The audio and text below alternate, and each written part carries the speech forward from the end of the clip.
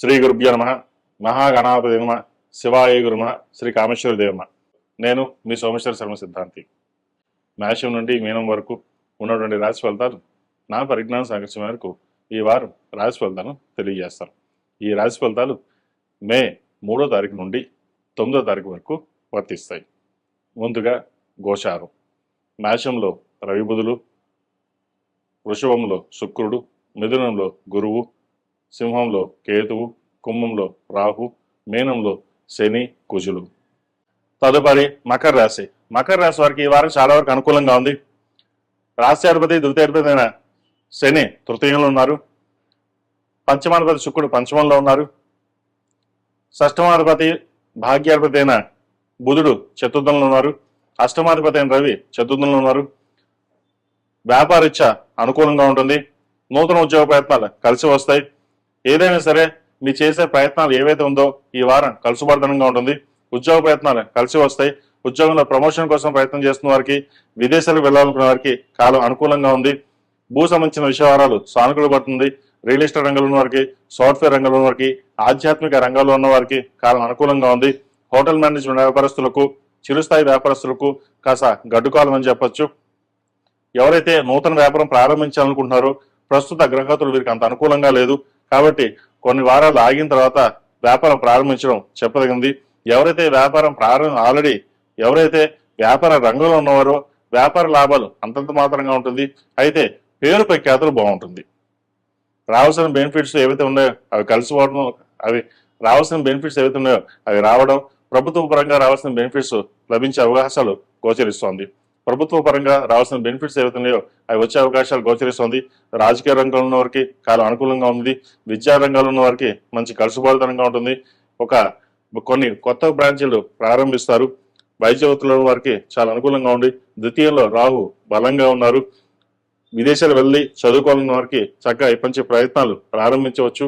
అదేవిధంగా విదేశీ సంబంధించిన విషయాలు వైద్య వృత్తిలో ఉన్న వారికి కాలం చక్కగా ఉందని చెప్పొచ్చు. సాఫ్ట్వేర్ రంగంలో వారికి కొంచెం గడు కాలం.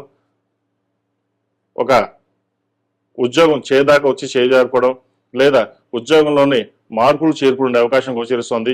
మీరు ఎంత ప్రయత్నించినప్పటికీ ఉన్న విద్వేషం కావచ్చు, ద్వేషం ఏదైనా కావచ్చు, మేము ట్రాన్స్ఫర్ చేయాలి లేదా ఉద్యోగం బదిలీ చేయాలనే ఆలోచన ఎక్కువగా ఉంటుంది. ఇవన్నీ పక్కన పెట్టి దైవారాధన చేసుకుని ఈ పని మీరు చేసుకోవడం చెప్పదగింది. ఎక్కువగా ఆలోచించడం వల్ల స్ట్రెస్ గురవడం కూడా ఉండే అవకాశం గోచరిస్తోంది. స్కిన్ సంబంధించిన ఇష్యూస్ మరింతగా పెరిగే అవకాశం గోచరిస్తోంది. అదేవిధంగా అసిడిటీ, ఇండైజెషన్, అల్సర్ వీటి విషయంలో తప్పనిసరిగా జాగ్రత్తలు తీసుకోవాలి. సమయానికి ఆహారం, నిద్ర అనేది తప్పనిసరిగా చెప్పదగిన సూచన. అదేవిధంగా విద్యార్థులు చదువు మీద శ్రద్ధ తగ్గడం, విద్యార్థులు చదువు మీద శ్రద్ధ తగ్గడం, ఇతర ఆవిగేషన్స్ వెళ్ళడం అనేది జరుగుతుంది. చదివే టైంలో చదవడం అనేది చెప్పదగినది. ప్రస్తుత పరిస్థితుల్లో చదువు మీద దృష్టి సారించినట్లయితే భవిష్యత్తు బాగుంటుంది. లేకపోతే మీకు మీరుగానే నష్టపోయే అవకాశం గోచరిస్తోంది. ఏదైనా సరే పెద్దల సలహాలు తీసుకుని ముందుకు వెళ్ళడం చెప్పదగినది.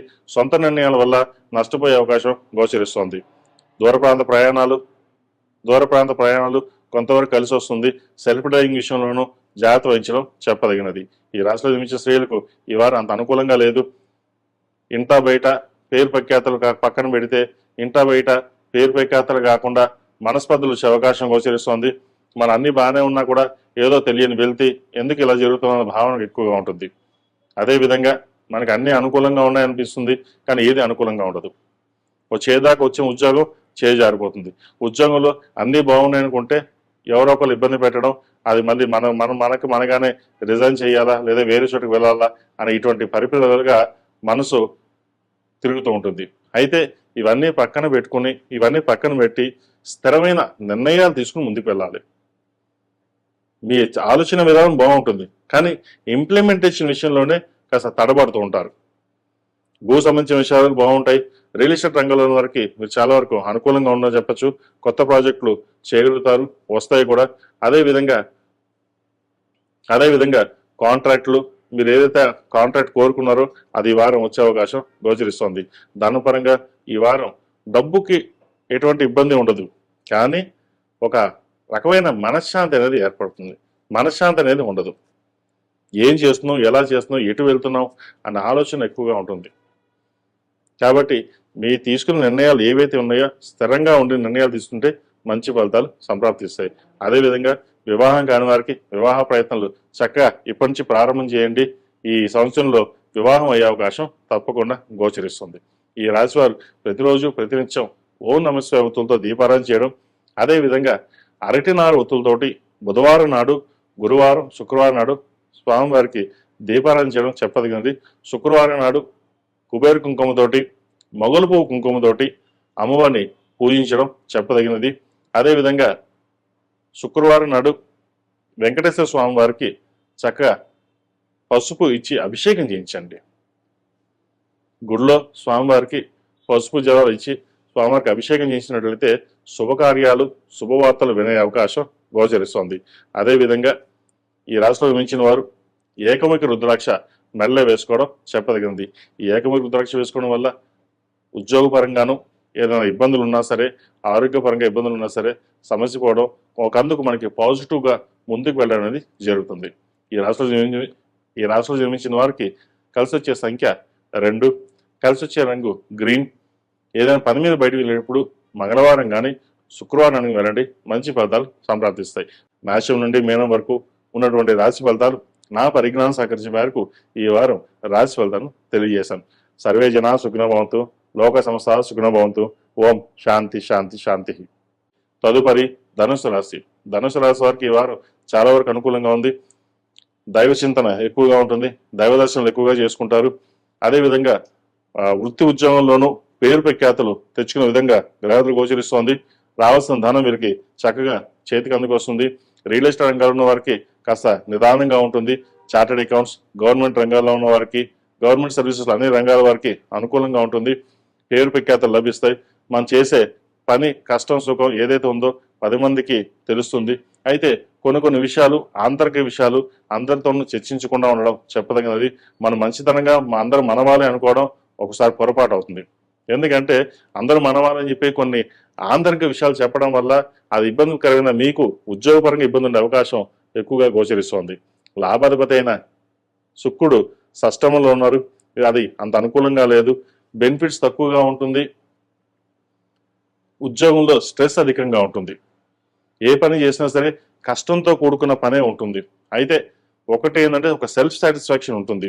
మన పని మనం చేసేసాం, ధర్మబద్ధంగా మనం చేయాల్సిన పని ఏదైతే మనం చేసాం, తర్వాతది భగవంతుడు మనకు అనుగ్రహం ఇవ్వాలి అనే ఆలోచన ఉంటుంది. అయితే దశమాధిపతి, సప్తమాధిపతి అయిన బుధుడు పంచమంలో ఉన్నారు.